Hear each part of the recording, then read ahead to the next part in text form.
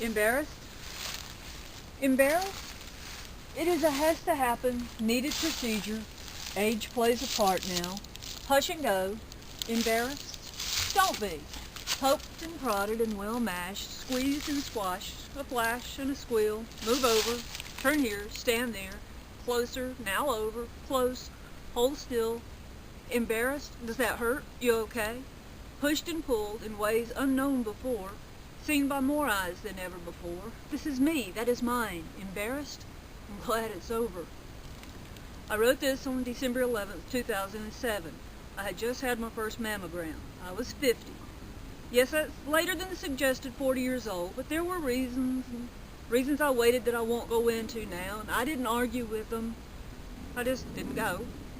Happy not to. I was told that since this was my first mammogram, that I would probably be called back for more images. Something to compare to. They call, don't worry about it. It's routine. I came in from work a week later, and my son, who is notorious for not remembering messages, told me to call my doctor. Which doctor? I don't know, your doctor. After several calls and extended times on hold, I finally got through to the right person. They saw something on the first set of tests and needed another set of images. They aren't sure what, if anything, it is, so I get to be nervous until the second set of images is made and the results discovered. For now, I wait for the call telling me when my return engagement is with that modern-day torture device. When I went through this experience, I blogged about it. Online weblogs, every call, every test, every fear, thought, action I was going through went into my writings.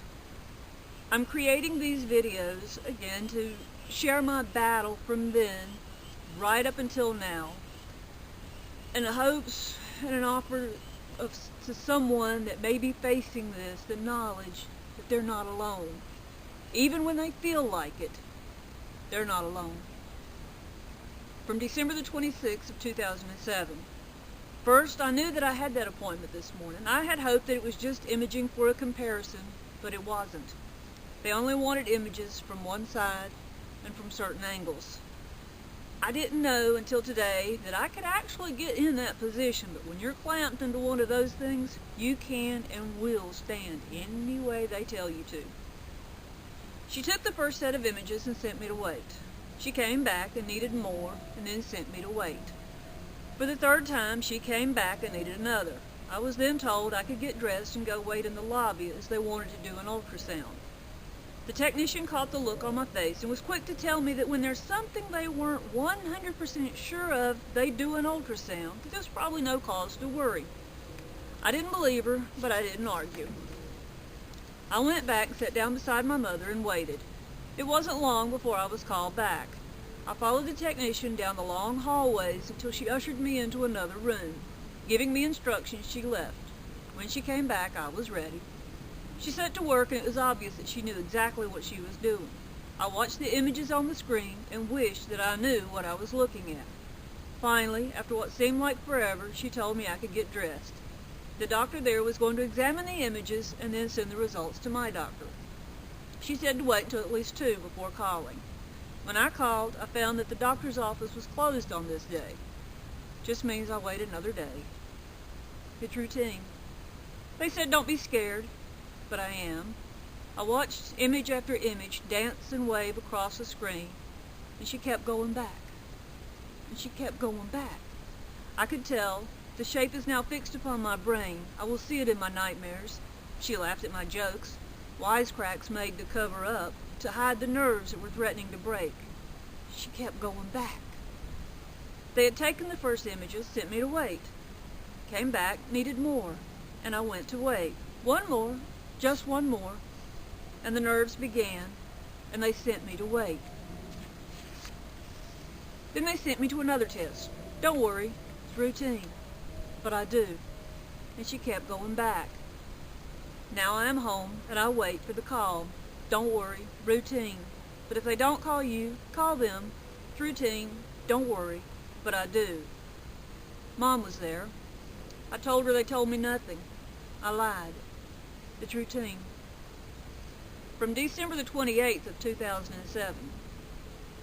The doctor's office called me back today, finally. It's almost 5 this afternoon when the phone rang. It was the person who makes all the appointments with specialists. She rattled off all the information that I needed as to who and where and when and what I needed to take with me, as I wrote everything down as quickly as I could and still be able to read it later.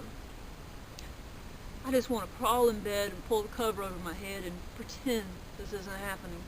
But it is. And I have to face this head on. It isn't going to go away. It isn't going to simply vanish as if it was never there. The doctor and technicians are not going to call me and muttering, "Oops, sorry, there's nothing there after all. It wasn't just a dull spot on the screen." All of today's modern technology has made it possible to prevent a lot of errors, especially when I went from mammogram to ultrasound. Watching the screen during the making of the images of the mammogram, I had no clue what I was seeing, whether it was good or bad, right or wrong. It all looked like a lunar landscape to me. The ultrasound wasn't a lot better. It looked like an impressionistic artist gone mad. It was a lunar landscape with water dancing about on the monitor, moving up and down, back and forth. Yes, if I hadn't known how serious this was, I would have made a seasick joke. I did crack a smart remark every now and then. Can't remember a single one of them now. I don't want to deal with this. I want it all to be a bad dream, a nightmare that I will wake up from and laugh about. But it isn't a dream, and it won't go away. Could have been a simple cyst, but it isn't. They told me that much. She isn't sure exactly what it is. She's very honest and straightforward. She knew that I recognized that there is a problem, especially when I asked a question and she gave me a vague, non-answer recognized as such. I let it go, didn't call her on it, but she could tell I knew she was blowing smoke. I believe that the fear started right then, when she tried very hard to talk silly, inconsequential things later. It made it worse. All I could do after leaving there was wait. That was Wednesday. Here it is Friday, and I finally start hearing something. Even though I'm not sure I wanted to, even though I need to. Right now I cling to the fact that there is no history of breast cancer in my family. I cling to that even when all other well-meaning souls mutter something along the lines of, "You could always be the first." Thanks. It's a strange feeling, wondering. You don't feel like there is anything there that shouldn't be. There isn't any obvious lumps, discolorations, pain. Just something that showed up in all of their images that shouldn't be there. And now we have to take the next step forward. And as I wait, my mind goes off on all these little worrisome trips that it shouldn't. Like I'm wondering how I would look without hair, and if my western hats would stay on a bald head, or if I could get some of those really colorful scarves and wrap them do-rag style with long dangly earrings and an eye patch. I wonder, if it was to make me seriously ill, how would I work? I know. My mind is racing way ahead of the doctor and the next steps, which are consultation and a biopsy, which doesn't sound like a lot of fun at all. As it is, I have to wait until January 10th for the consultation visit. Then I'll find out when the biopsy will be done. Am I scared? Of course. Does it mean my faith is weak? No. It means I am human, with human frailties and weaknesses, and that fear is a part of that. I will be spending a great deal of time talking with my Lord, asking for the strength to get through this, whether I'm standing on one of the many hillsides behind the house or kneeling in private. There will be conversations, and all the while, no matter what, I will know that God the Father, awesome and amazing God, is in charge of everything. He is aware and has everything under control. I will wait and watch His hand work in this. And I will make these videos to encourage, to support, and to offer hope for anyone else who may be facing this very same thing.